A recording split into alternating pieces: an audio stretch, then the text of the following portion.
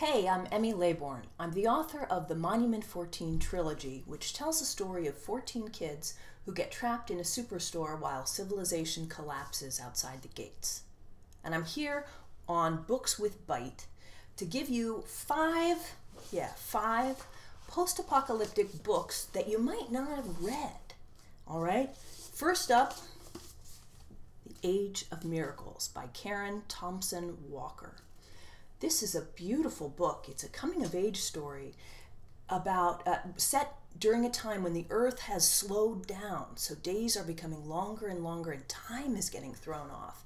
And it portrays not only the sort of central struggle and growth of the protagonists, but also just of the world, of what would happen to our civilization if things were thrown off. And it's beautiful prose, really a thoughtful and graceful book. Ha! Book number 2,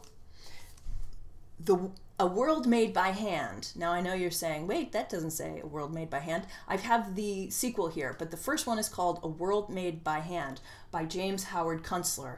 I love this book so much. It's this quiet portrait of a town in the Hudson Valley of New York State after the apocalypse. And we don't learn too much about the apocalypse, but he's got these amazing scenes where people are we learn how they get by. Like they use their refrigerators to be big planting boxes instead of refrigerators. Check it out. It's really worth the read. And this is a sequel, which is also good, but I like the first one even better. Have you read this? You might have read this already. It's terrific.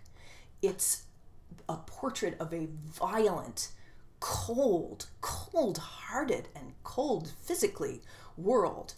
It has a very raw and interesting language. I just loved it. I couldn't wait to get the sequel, and I think the sequel is out, and I'm gonna buy it with my own money.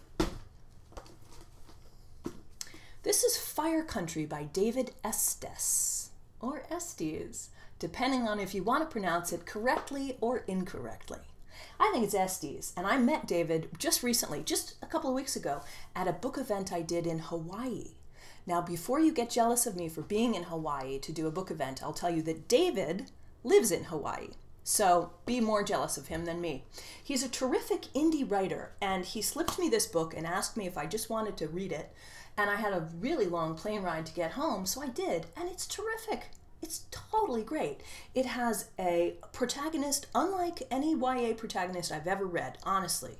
She's tough and shrimpy. She's terrific. So pick this up. I think you'll really like it. I think you can get it on Amazon.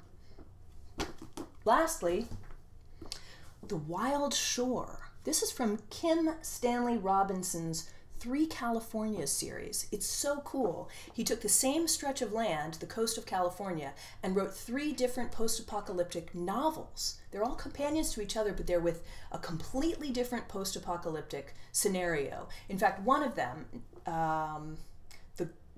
the Pacific Edge, I think, is more of a utopia.